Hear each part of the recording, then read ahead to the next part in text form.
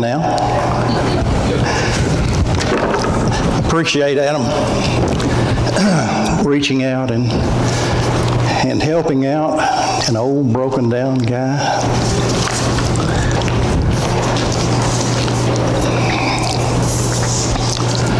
It is extremely good to be with the church family this morning. A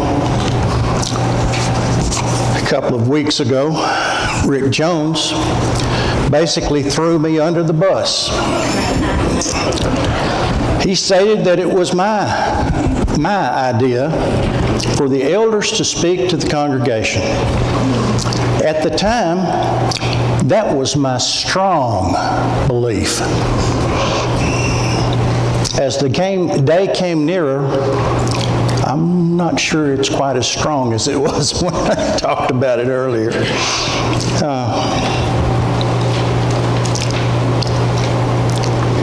There's a different way to look at things. I know you can't believe that. A different way to look at things. Two people can see the same accident occur in front of them, and from their perspective, they see different things. We'll be talking a little bit about that today. Before we get started, I've got a couple of announcements to talk to you about. Just as an information, we continue the search for a new minister. We actually spent probably about 3 hours talking to an excellent preacher located somewhere in Tennessee. It's kind of like the wrestling, in parts unknown. But as a result of that discussion, there have been some doors that have opened up to us that will allow us to get our message out a little quicker. And I think the quicker the better. But what we're going to do is to depend upon the good Lord to bring us that person that best fits with this congregation.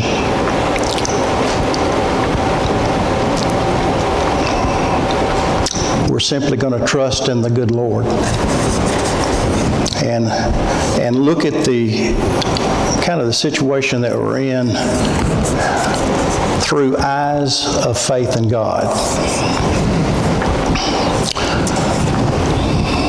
I don't know if any of you have noticed anywhere in the building today,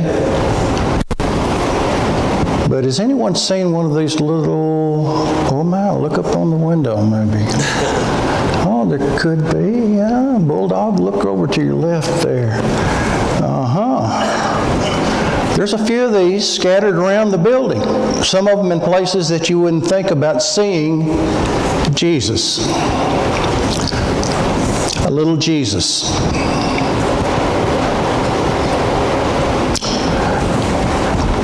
This is a little Jesus.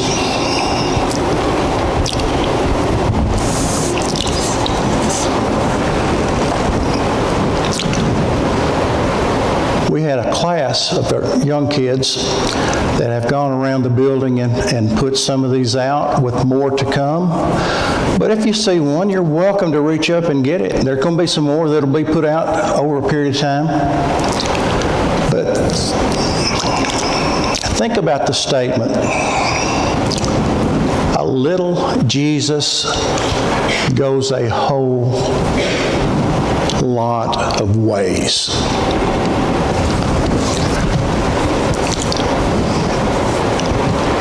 A couple of stories that have already come from this. This was given by someone in this congregation to someone else. And the lady that took the Jesus basically broke down. And she said, "You just don't know how badly I needed this. I buried my child last week.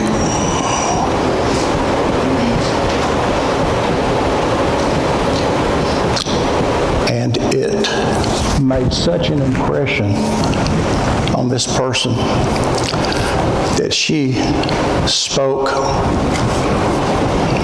to the lady that had the little Jesus and explained the situation. And some of her co-workers were standing around.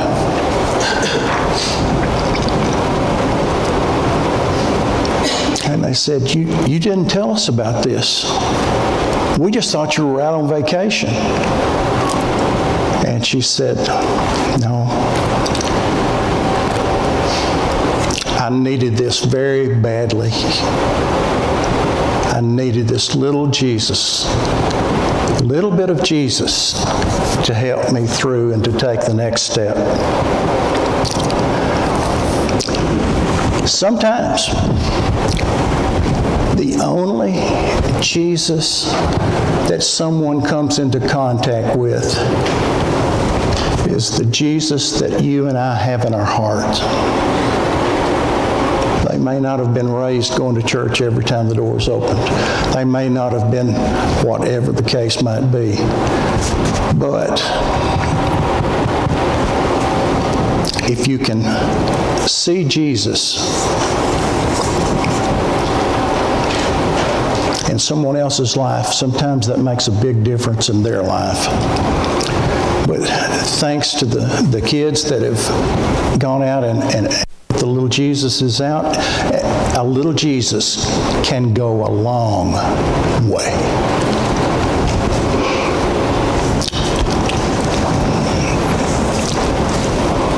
A couple of weeks ago, it was on a Friday afternoon. That's kind of what it felt like. Felt a little something in the chest. It's unusual. A few minutes later, there's another one. Angela said, what's going on? I said, nothing. You know, the brilliant mind. Nothing. And sure enough, I mean, I had a few little dots and dashes along the way through that afternoon, and it got a little bit worse at night. And at the opportune time, about 12:30 in the morning, I woke Angela up and I said, we might need to go somewhere. And so we headed out. Ended up in the emergency room at what's the name of that? Williamson Medical Center. Met some nice people there in the waiting room. Struck up a couple of discussions about things.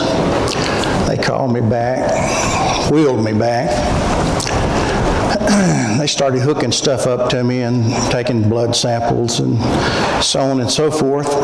Honest to goodness, I thought it didn't have all of the different things that goes along with a heart attack, but there's just enough pain there that it got my attention.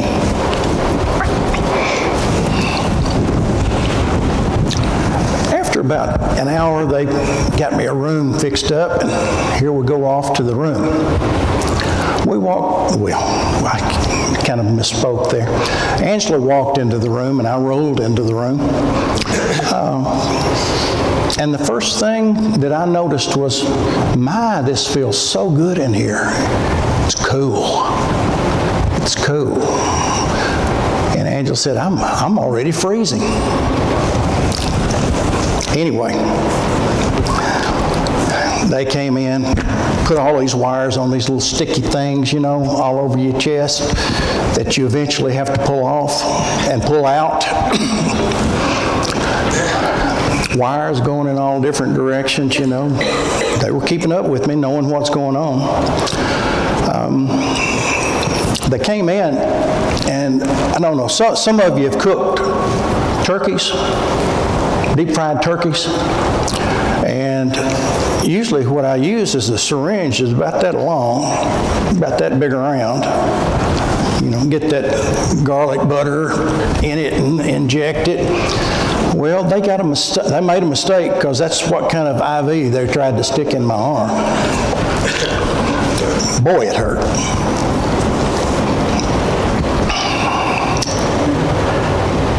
I was in constant pain from the IV, and I was all ready to go to sleep, rest up, because they were going to do a stress test in the morning. Angela said, I can't stay. I'm freezing. I'm freezing. So I got up and found a couple of hand towels about that size. And she said that helped. Well, she had on this little parka hoodie thing, you know. She kept it on. And after about 10, 15 minutes, I looked over at her, and all I could see was about a nickel-sized hole where she had pulled that thing down tight. That's how cold it was. And that's true. The thing was, you know, everything they did was for my good, trying to determine what was going on. Well, in the morning came and they carried me. We did the stress test.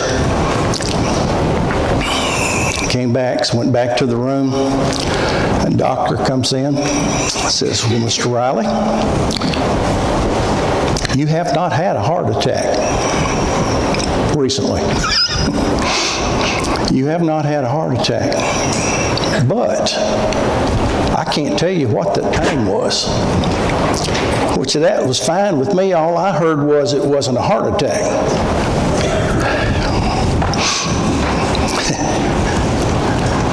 On the way home, Angela and I were talking about it. I said, what in the world could it have been? What could it have been? Well, we finally figured it out about Hampshire. Probably from the stress of worrying about talking this morning for y'all. It's perception. When I was talking to Rick to begin with, it's all fine because he was going first. Not so much now. But let's look at something in the Old Testament that kind of relates just a little bit to the way that we look at things here in this church family. We're going to be talking about trusting in God and simply how we perceive things. The Exodus tells us in the Old Testament about the struggles of trying to get Pharaoh to release the Israelites. And it goes through the different plagues. And the one that, they all stick out, but the one that sticks out to me is the Nile River turning to blood. The Nile River was the reason that Egypt was able to exist. It provided fresh water for drinking, for using, for cooking, and they get up and they see what is going on here. But that was just one of the plagues.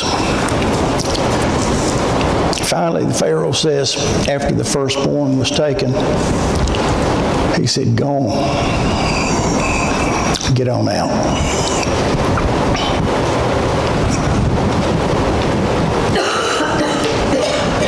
You ever thought about how many people were in that little group of Israelites leaving Egypt?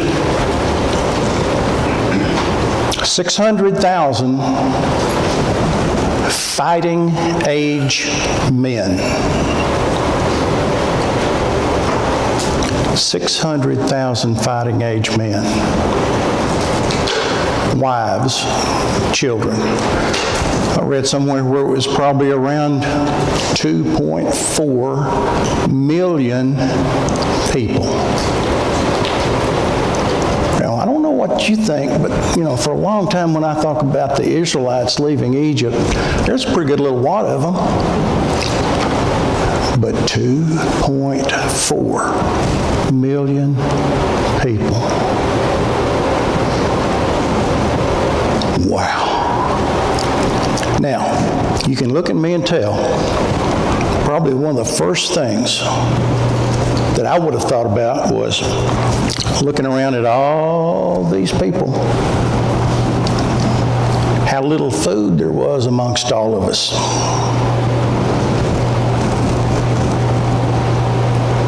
God took care of them, though, didn't he? Manna from heaven. A few quails thrown in on it. It's an amazing thing to think that many people moved. They crossed the Red Sea, not in a boat, walked across on dry land. During the daytime, there was a cloud. At night, a column of fire.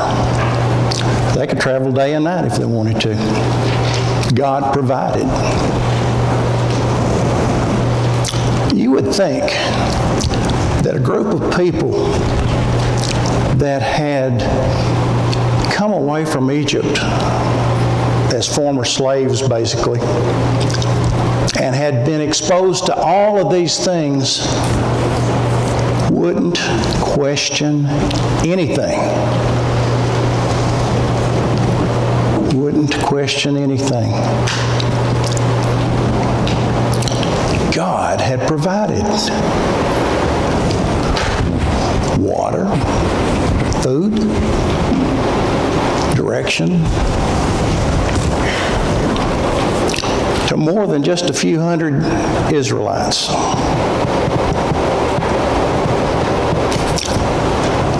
Next Sunday morning, we're going to find out, after services, how much food it takes to feed a bunch of people. Let's say we have 190, 200 people tomorrow. Next Sunday morning.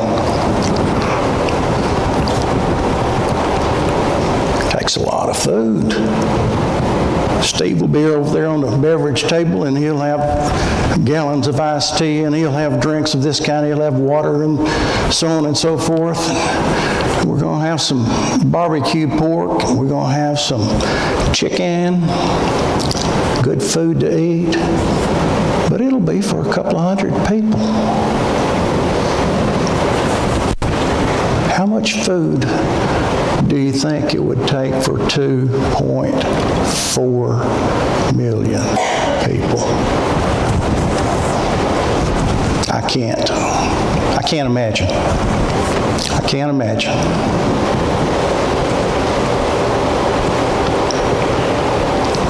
There's a difference between looking at things through eyes of faith in God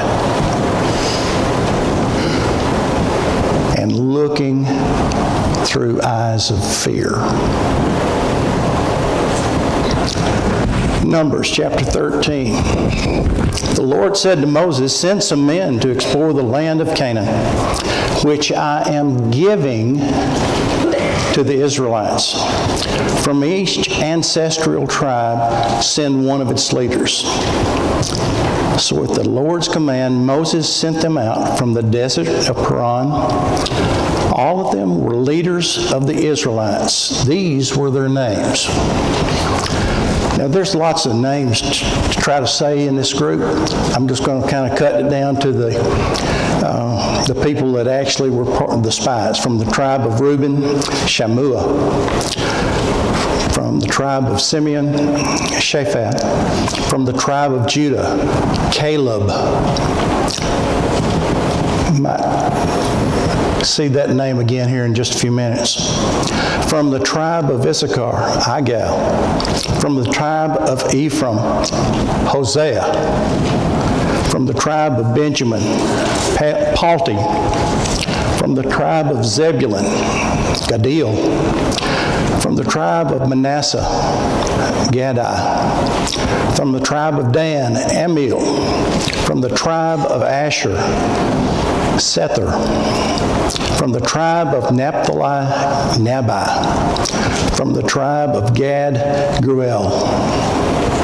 Those are the names of the men Moses sent out to explore.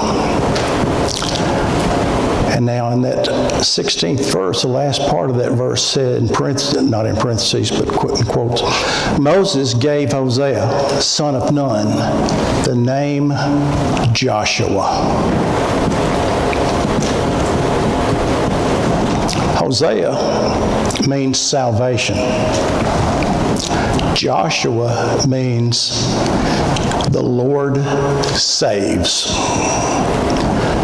So the name is going to become more and more fitting as we look through. When Moses sent them out to explore Canaan, he said, go up through the Negev and on into the hill country.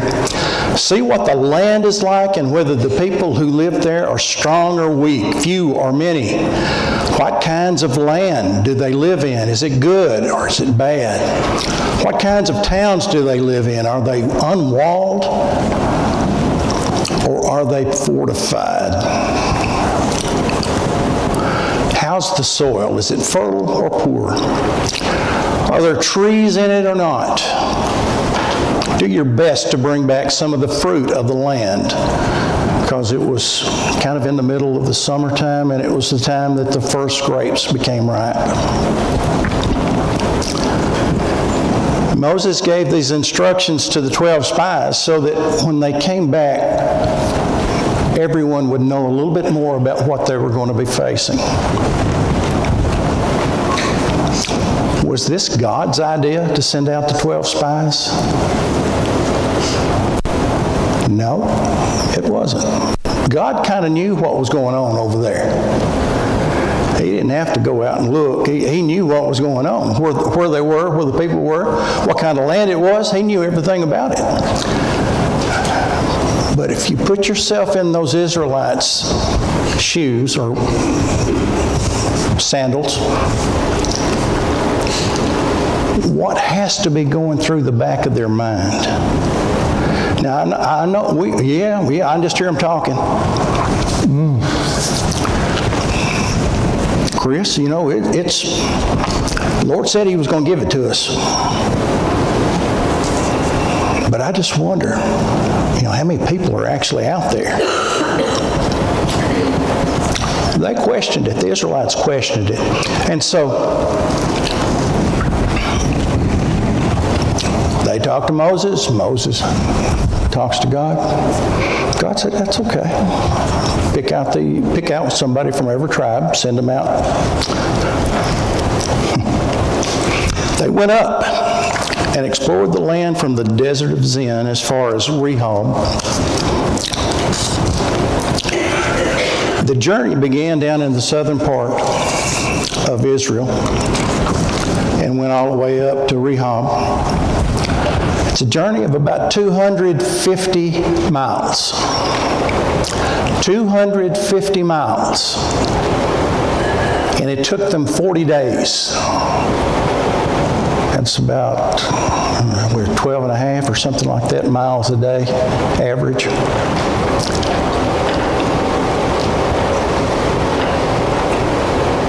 What did they see? Well, we're going to get to that. But one thing's for certain. When they reached the valley of Eshcol, they cut off a branch bearing a single cluster of grapes.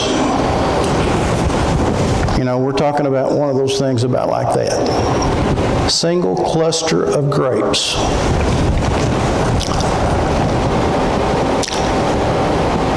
They put two of their men holding a pole between them and then attached the grape cluster to the center of that pole. That's how massive that cluster of grapes was. That two men had to carry them. Of course, they did have some more things on their pomegranates and figs. But here they come, going back to where they started out. And they came back to Moses and Aaron and the whole Israelite community at Kadesh in the desert of Paran. They reported to them and to the whole assembly. Now here's what, this is what they're saying to them. when we went into the land to which you sent us, and it does flow with milk and honey. Here is its fruit. Can you imagine the big eyes everybody had looking at those grapes? So large of a cluster that 2 men had to carry them in a pole between them. Wow. Here is its fruit. But, in the NIV it says, but. And when you hear someone say, oh, you look nice today, but what do you expect them to come next? Well, you might need to, shave this side of your face too, instead of just stopping after one side. They knew. Oh, look at this. Oh, it's milk and honey. It's fruit. Look at the fruit. But the people who live there are powerful, and the cities are fortified and very large. We even saw descendants of Anak there. The Amalekites live in the Negev, the Hittites, the Jebusites, and Amorites live in the hill country, and the Canaanites live near the sea and along the Jordan. I wonder what that little term there,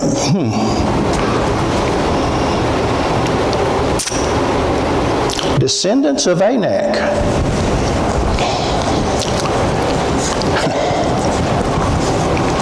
Those were the giants. Those were the giants.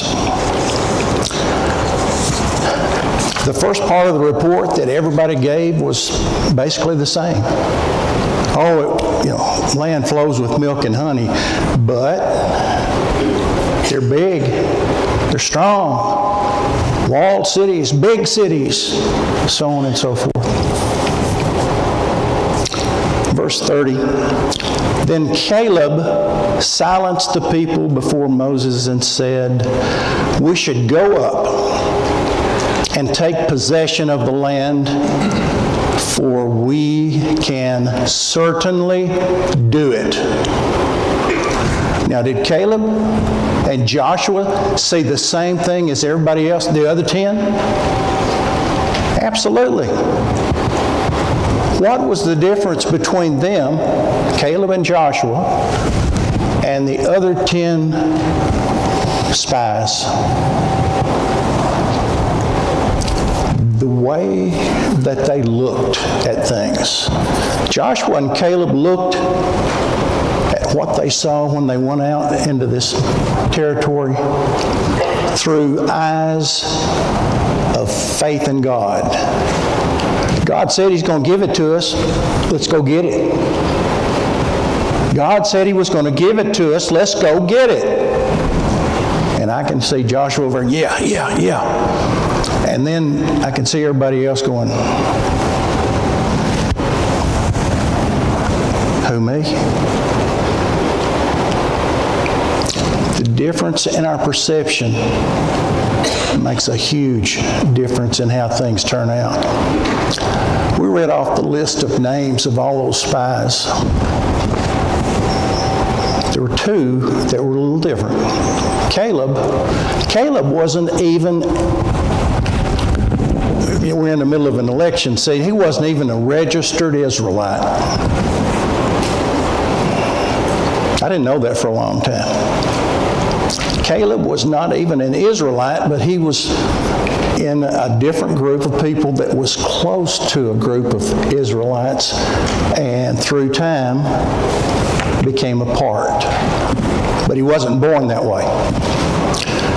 Joshua came into the picture by a different name, Hosea.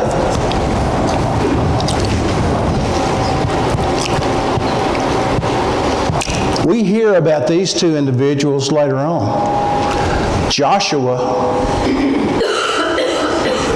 carries them into the promised land.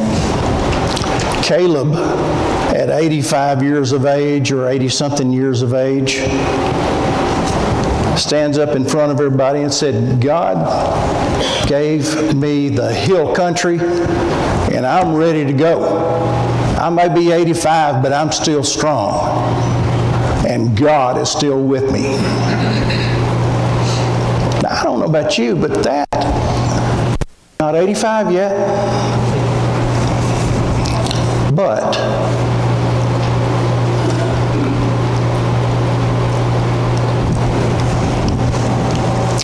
you read that and you think, well, maybe old Caleb's got the big eye. We can certainly do it.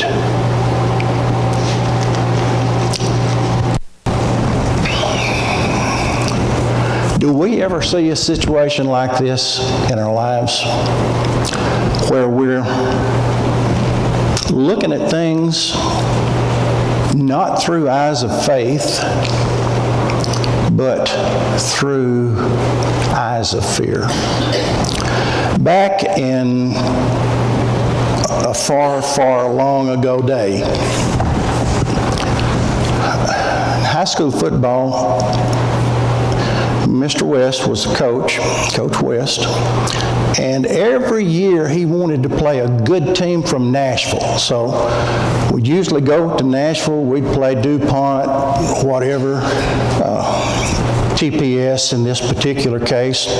And after the game, we'd stop and get something, we'd have maybe a hamburger steak or something, Big deal back then for us.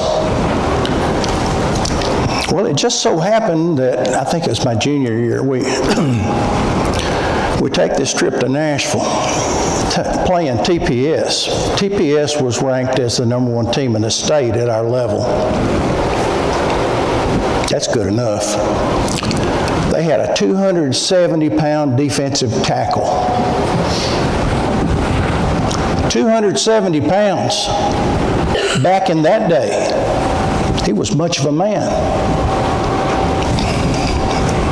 And he lined up directly over our 135-pound right guard.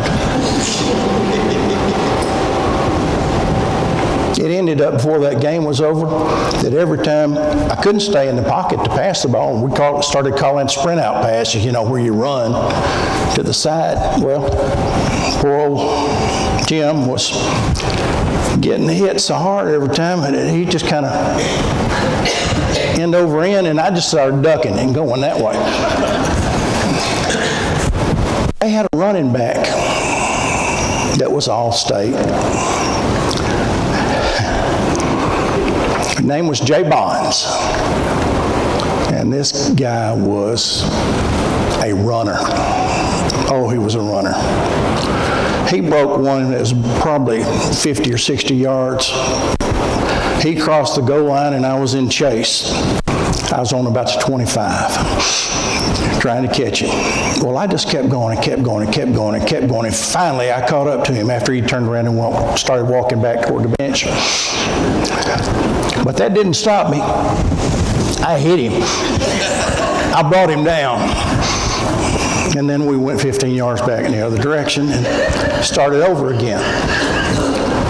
TPS was a preparatory scope. The kids that were there were sent there for reasons.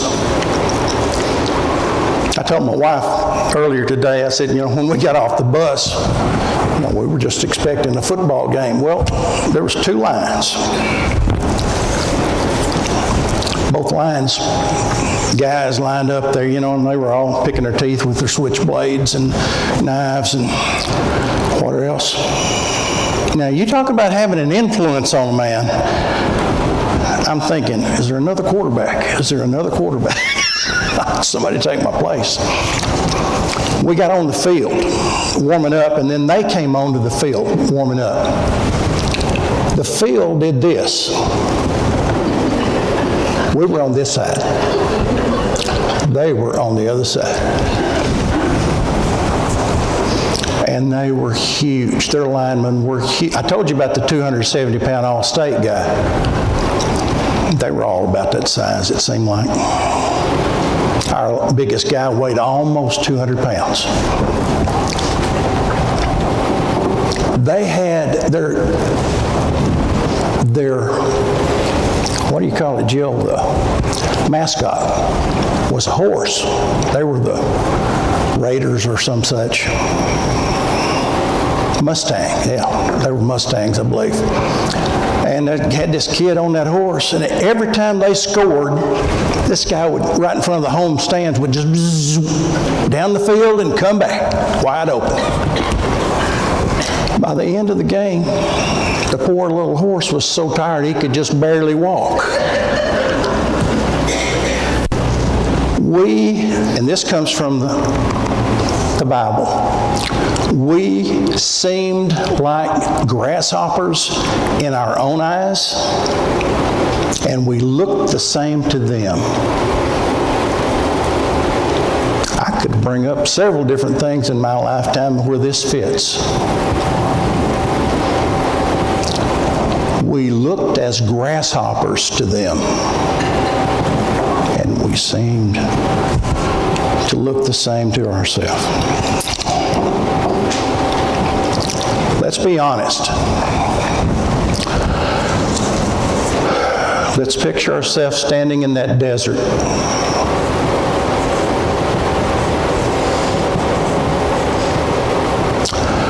What do we do? Our attendance numbers have dropped considerably over the last couple of years.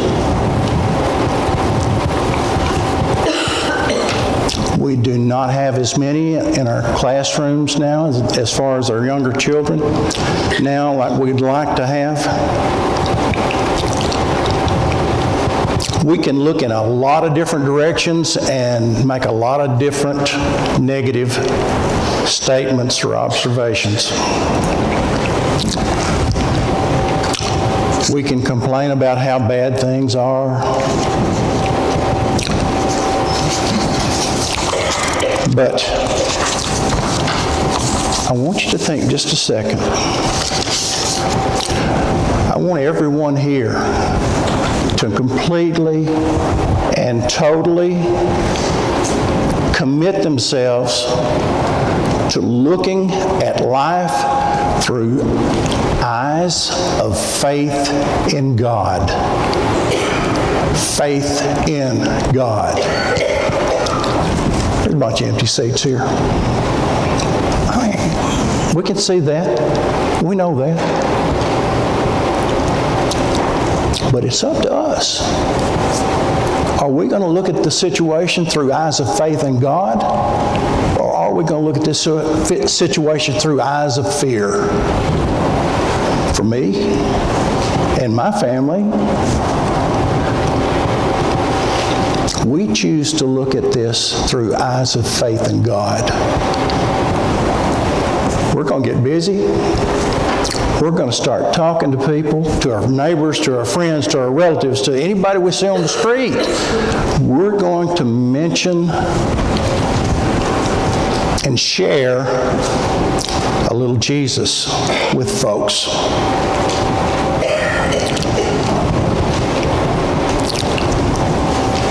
Over in Romans, it talks about, I just went dead. Over in Romans, it talks about if God is for us, who can be against us? If we read it in the book, do we believe it? If we read it in the book, do we believe it? We do. We do. And we are going to be an anchor for this community. We are going to be looking for folks that need to know Jesus. We're going to be, and when we do these things, I know you may not want to think about it too much, but if you could,